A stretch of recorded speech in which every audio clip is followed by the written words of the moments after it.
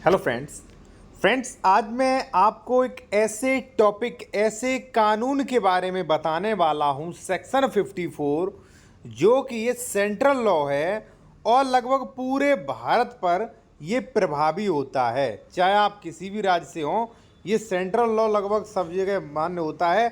इसका नाम है पीटीए एक्ट। सीधी बात ये है कि भाई आपके नाम अगर दाखिल खारिज किसी ज़मीन का नाम नहीं हो पाया है, रसीद आपके नाम नहीं कट पाई है, या मान लीजिए साथियों वहाँ पे आपका जमाबंदी में नाम नहीं है, तो डरने वाली बात नहीं है भाई। ये आप कानून देख लीजिए, ये कहता है कि आपको हमेशा के लिए वहाँ पे प्रॉपर्टी पर राइट्स मिल गए हैं, टाइटल मिल गए हैं, वो भी स्थायी तौर पे।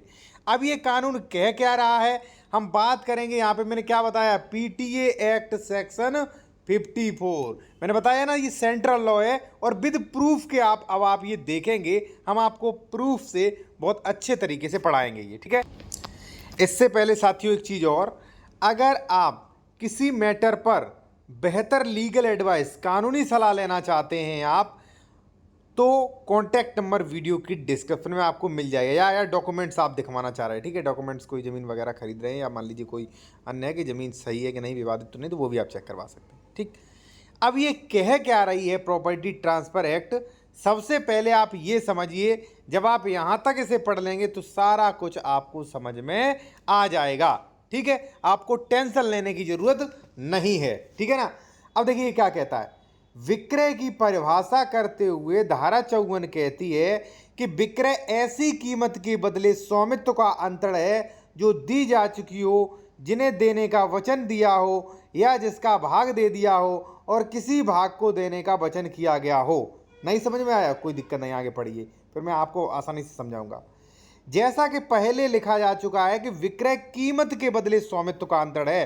साथियों जैसे मान लीजिए ये प्रॉपर्टी अगर है, इसका मान लीजिए जमाबंदी नहीं है आपके पास, आपका नाम है बी, ठीक है, इसकी जमाबंदी नहीं है आपके पास, इसका खतियान खतौनी नहीं है, इसकी रसीद नहीं कट रही है, लेकिन हाँ आपने ए से ये ज़मीन खरीदी थी कभी, ठीक है ना, खरीदी थी। और खरीदी कैसे थी, वहाँ पे आपने प्रॉपर्टी ट्रांसफर एक्ट के अनुसार यहाँ पे आपने रजिस्ट्री वगैरह करवाया था, ठीक है ना। तो देखिए क्या कहता है, तो भी आप इस जमीन के मालिक माने जाएंगे आप, ठीक है ना। अब देखिए कैसे, वो मैं आपको बताऊं। यहाँ पे क्या गया, जैसा कि पहले लिखा जा चुका है, विक्रय कीमत के बदले स्वामित्व का अंतर है। यानी कि अगर आपने ये ज़मीन खरीदी है, ए से खरीदी थी, जिस दिन आपने इसे पैसा दिया, रजिस्ट्री करवाई, बैनामा करवाया, उसी दिन से आप जो है भाई इसके मालिक बन गए हैं, ठीक है ना। आप जिससे खरीदते उसी दिन मालिक बन जाते, चाहे भाई जमाबंदी में नाम हो पाए कि ना हो पाए, रसीद कटे न कटे, दाखिल खारिज ना हो, लेकिन जिस दिन रजिस्ट्री करवाई उसी दिन उस संपत्ति के मालिक बन गए। उदाहरण के लिए फिर मैं आपको बता दूं, जैसे मान लीजिए क्या है कि साथियों मैं किसी प्रॉपर्टी का मालिक हूं, ठीक है ना, आपने मुझे पैसा दिया, विक्रय विलेख करवा लिया, ठीक है, और वहां पे आपने दाखिल खारिज जमाबंदी नहीं करवा पाई, मान लीजिए लापरवाही किसी कारणवश आपने नहीं करवाई, हो गया 5 साल, ठीक है, दाखिल खारिज जमाबंदी मेरे नाम चल रहा, तो इसका मतलब मैं मालिक नहीं हूं,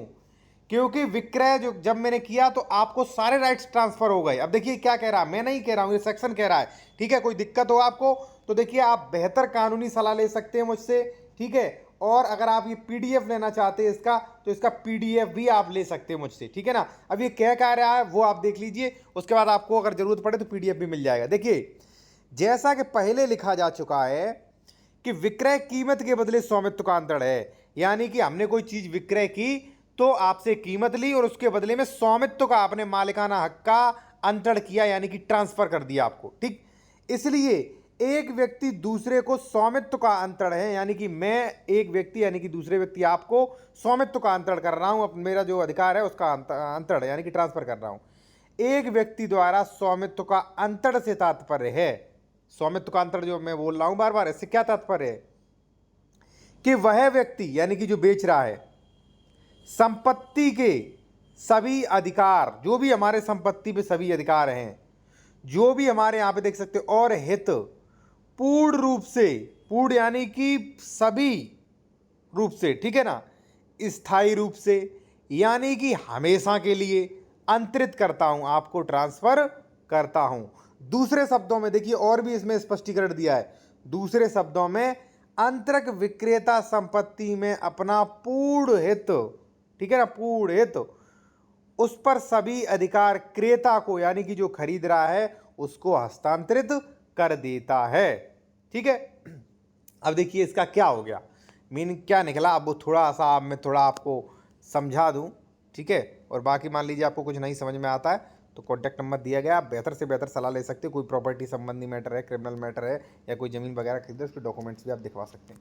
जैसे मान लीजिए साथियों ये प्रॉपर्टी थी, ठीक है, इस प्रॉपर्टी का नाम है एक्स, आपका नाम है ए, हमारा नाम है साथियों बी, ठीक है।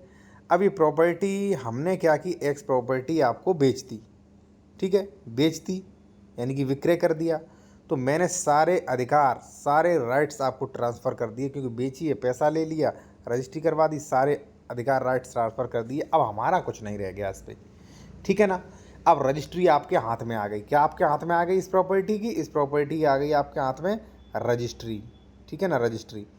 अब देखिए क्या है, कई लोग जो होते लापरवाही करते नहीं, अपना दाखिल खारिज, जमाबंदी, खतियान, खतौनी, फर्ज जैसे बोलते हैं, उनमें नाम नहीं करवा पाते, यानी इंतकाल, दाखिल खारिज, ठीक है, या नामांतरण नहीं करवा पाते, ठीक है। हमारा नाम बना रहता है मान लीजिए खतौनी खतियान पे। इसका मतलब साथियों ये नहीं है कि मैं मालिक हूँ, ठीक है। कई बार क्या होता, जैसे मान लीजिए बी बंदा जिसने आपको बेची, आपके पिताजी को बेची, वो एक्सपायर हो गया, अब प्रॉपर्टी चली गई बी के बच्चों के नाम सी और डी। अब बच्चे आके परेशान कर रहे हैं कि भाई हमारी ये प्रॉपर्टी है, हमारे नाम खतियान में आ रही है, देखिए देखिए ये खतियान है हमारे नाम, ठीक है ना, चलिए खाली करिए। आप कहोगे नहीं बी से ली है, वो कहेंगे हमें नहीं पता भाई हमारे पिता ने कब बेची, हमारी खाली कर दीजिए।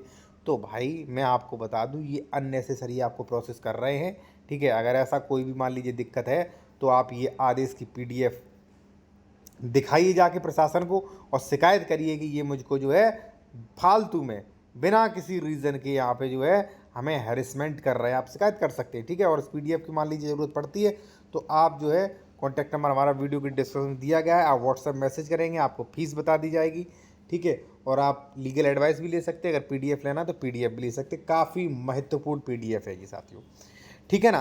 तो साथियों जैसा कि मैंने बताया कि मान लीजिए आपने उत्तर प्रदेश में या कहीं प्रॉपर्टी खरीदी है और आपने रजिस्ट्री बैनामा करवा लिया, बशर्ते बैनामा रजिस्ट्री या दान पत्र जो है आपका सही होना चाहिए, ठीक है। और जब ये ऐसा डीड आपके सामने आ जाता है तो डीड के आधार पे होता है आवेदन कि महोदय देखिए इसके सारे राइट्स हमें मिल गए, अब ऐसा करिए, अब जो है खतियान जमाबंदी है इसमें हमारा नाम रेवेन्यू रिकॉर्ड्स में आप हमारा नाम मेंशन कर दें और इस व्यक्ति का नाम हटा दें, ठीक है ना। तो ये आप अवश्य करवाएं। देखिए रेवेन्यू रिकॉर्ड्स में भी आपका नाम जरूरी रहता है। मैंने नेक्स्ट वीडियो में बताया था कि क्या क्या दिक्कत हो सकती है, वो भी मैंने आपको बताया था, ठीक है। बाकी साथियों इसी के साथ वीडियो एंड होता है। और लीगल एडवाइस और डॉक्यूमेंट्स चेक या मान लीजिए अन्य सेवा चाहते हैं तो कॉन्टैक्ट नंबर वीडियो के डिस्क्रिप्शन में दिया गया है। ये बार बार मुझे इसलिए बोलना पड़ता है क्योंकि इतना बोलने के बाद भी कई लोग जो है कमेंट्स में नंबर मांगते हैं। भाई जब मैंने बता दिया नंबर कहाँ मिलेगा तो आप बार बार क्यों आप समय बर्बाद कर रहे हैं किसी का हमारी ऑफिस का, ठीक है जी, ओके जी।